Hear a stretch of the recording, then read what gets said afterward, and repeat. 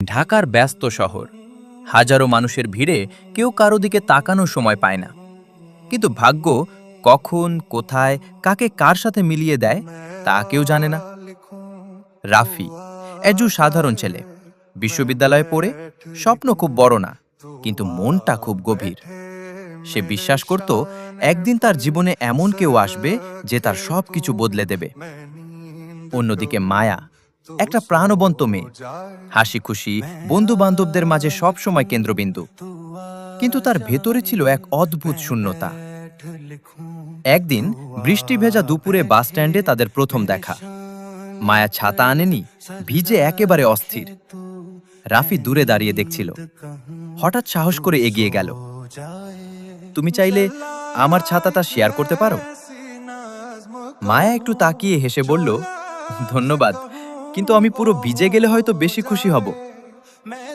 এই উত্তর শুনে রাফি অবাক, কিন্তু মুগ্ধ। সেদিন থেকেই শুরু।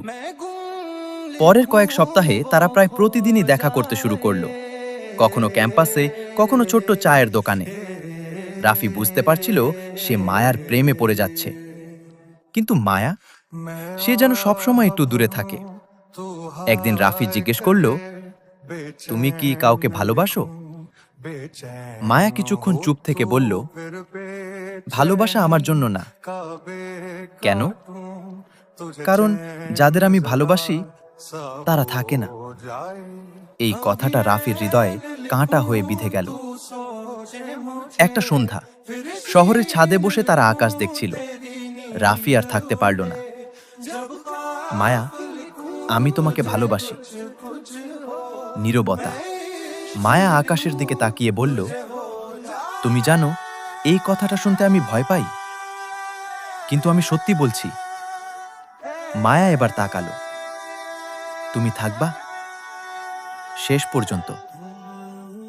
মায়া ধীরে বলল, তাহলে আমি চেষ্টা করব। সেদিন থেকেই তারা একসাথে। সবকিছু ভালোই চলছিল, কিন্তু হঠাৎ একদিন মায়া বদলে যেতে শুরু করলো। কল কমে গেল, মেসেজের উত্তর দেরিতে আসতে লাগলো। রাফি চিন্তায় পড়ে গেল। একদিন সরাসরি জিজ্ঞেস করল, কি হয়েছে? মায়া চুপ। তুমি আমাকে এড়িয়ে যাচ্ছ কেন? মায়ার চোখে পানি এসে গেল।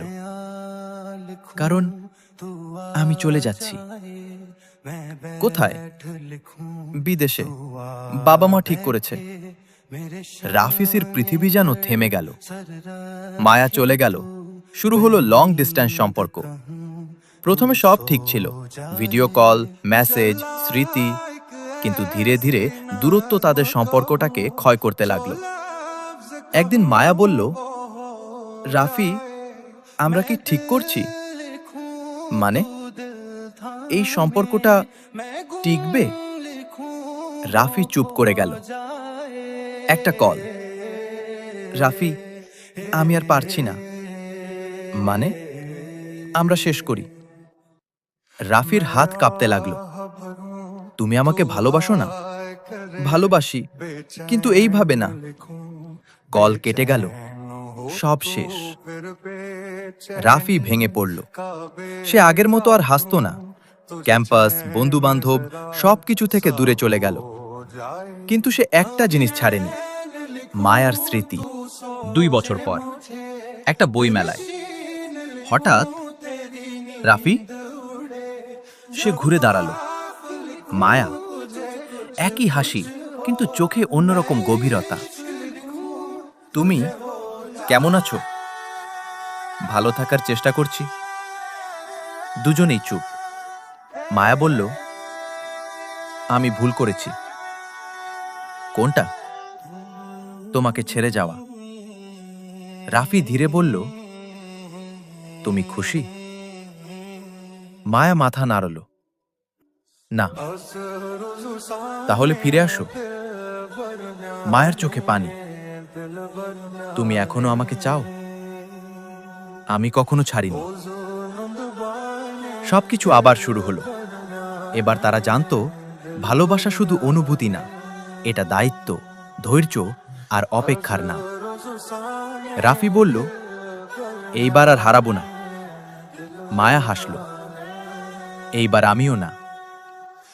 সূর্য উঠছে, নতুন দিন, নতুন ভালোবাসা।